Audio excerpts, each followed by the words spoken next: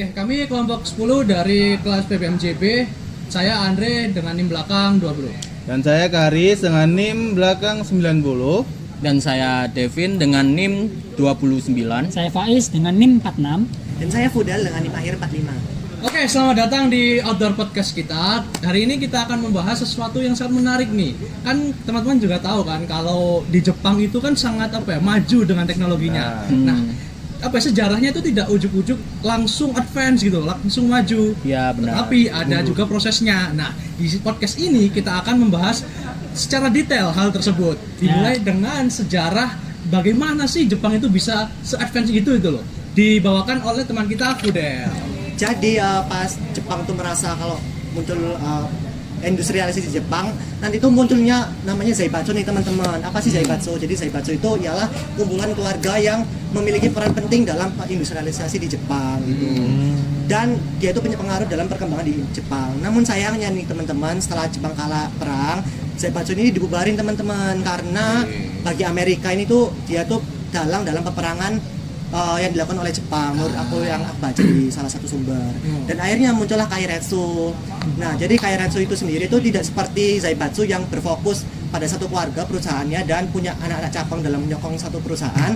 Tapi kalau Kairetsu itu dia itu perusahaannya itu dimiliki bersama dan disokong oleh perusahaan lain yang dimiliki oleh orang lain juga gitu. Kayak Zaibatsu. Setelah Zaibatsu itu gagal, akhirnya kan fokus ke Kairetsu kan. Dan Kairetsu itu seperti perusahaan yang industri yang ada di Jepang sekarang ini, yang mana mereka itu nggak didukung oleh anak cabang satu perusahaan, tapi didukung oleh perusahaan lain yang dimiliki oleh orang lain.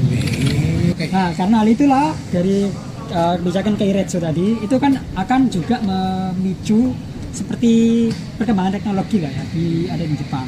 Nah, salah satu pemicunya yang paling utama yaitu itu ada penemuan chip dan juga ada kayak semikonduktor gitu. Semikonduktor ini kan itu cikal bakal dari inovasi-inovasi baru yang ada di Jepang. Terus juga gara-gara penemuan inovasi yang baru itu banyak juga perusahaan itu yang mulai kayak berlomba-lomba untuk menemukan inovasi yang lebih baru lagi. Jadinya saling kompetisi lah. Ya kayak kita lah. Nah, kita saling kompetisi lah. Karena kompetisi itu pasti akan mementingkan kita gitu loh. Benar sekali. Market segala hal seperti itu. Itu juga memicu investasi asing juga yang di Jepang. Investasinya itu sampai 146 billion USD. Wow, gila. Billion US dollar. Gelo. Kapan ya aku punya uang kayak gitu? Keren ya. Nanti kita akan munculin grafnya ya di. Nah, di sini sekitar sini lah. Di tengah. Mungkin di atas. Di atas ini ya. Tutupan dong. Sorry. Oke, kita lanjut. Oke, kan tadi udah dibahas nih kayak perkembangan industri itu ada semikonduktor, terus ada juga yang bioteknik. Nah, industri ini didirikan itu mulainya tuh tahun 1917. Nah, itu tuh mengembangkan teknologi baru yang dimana yang diomongin Faiz tadi.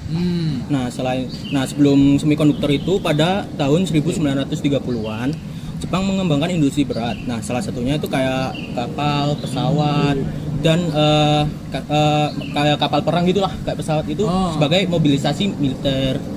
Nah, kembali lagi ke semikonduktor. Nah, pada tahun 1970 sampai 1980-an itu Jepang memimpin ya dunia dalam produksi semikonduktor itu. Nah, termasuk kayak memori RAM itu, memori komputer di RAM.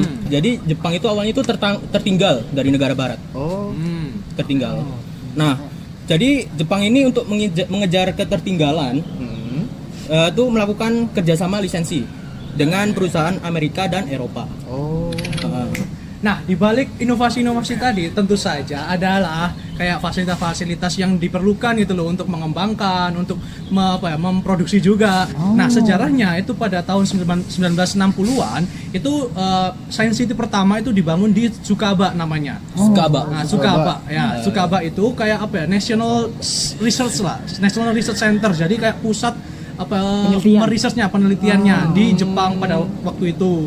Nah, cuman masalahnya itu di Tsukaba ini itu terlalu strict, kayak terlalu ketat regulasinya. Jadi banyak sekali kayak inovasi-inovasi itu yang tidak tersampaikan, tidak terrealisasikan lah jadi sebuah produk karena ya regulasinya terlalu ketat. Nah, selanjutnya ada di tahun 1980-an. Nah, bikin lagi tuh namanya Kansai Science City. Kansai. Kansai ini. Jadi kayak tidak seperti sebelumnya ya, tidak seperti sebelumnya. Yang 1980 ini, yang Kansai ini tuh jauh lebih terbuka. Nah, Teknopolis ini pada tahun 1990 itu tercatat ada 26 Teknopolis yang telah dibangun gitu. Jadi ada 26 kota baru ini yang berfokus pada industri. Nah, itu juga Jepang kayaknya apa ya, ingin meng-push lah, ingin mendorong kayak apa industri mereka untuk bisa merealisasikan apa yang mereka dapatkan dari Science City tersebut. Nah, ini kan apa namanya tadi kan pembahasan yang sisi terangnya Jepang nih tentang industri dan yang lain-lain. Nah, saya akan ngomong sisi gelapnya. Wih, boleh. Sisi Apa aja gelap, tuh? ada tragedi besar nih yang muncul pada kasus Minamata di tahun 1956 sampai 1973-an. Ketika limbah metil merkuri dari Chiso Corporation itu mencemari Teluk Minamata dan menyebabkan ribuan orang keracunan. Ribuan. Dan baru tahun 1973 pengadilan menyatakan perusahaan bersalah serta memberi kompensasinya. Tapi saya nggak tahu ya kompensasinya itu apa ya. Iya Kalian sih. cari tahu sendiri, oke?